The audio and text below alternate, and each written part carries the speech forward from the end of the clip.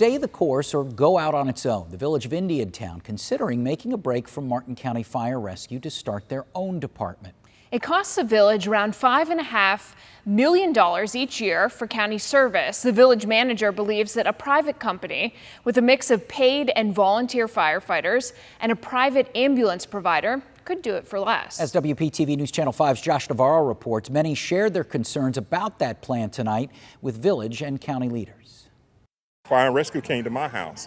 I had a hazardous condition, and they responded within so many minutes. Howard Lyndon Brown still has his home after it was saved by Martin County Fire Rescue. He was one of the dozens of people who voiced their concerns about the village's proposal of breaking ties with the county. If you look around at the ages of Indiantown people, who's going to volunteer?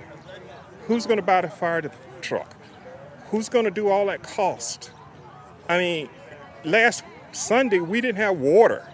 There are pressing problems, and now you're trying to reinvent the wheel by creating a fire station? John PASQUALI, a former volunteer firefighter, says it does not make sense for the village to have a volunteer-based fire and rescue department. My boss, he or she isn't going to say, oh, just don't do your job to run and put out a fire. You're going to need to man you're going to have to pay people for the day and then at night, too. I mean, how are you going to get all these people? Indiantown Council members Susan GIBBS-THOMAS and Martin County Commissioner Harold Jenkins co-hosted the event. GIBBS-THOMAS says while it appears the proposal would save money, it may be best to stay the course. But if you look at the things that are not included, which it says right here, you have limited backup resources, which would be an extra cost.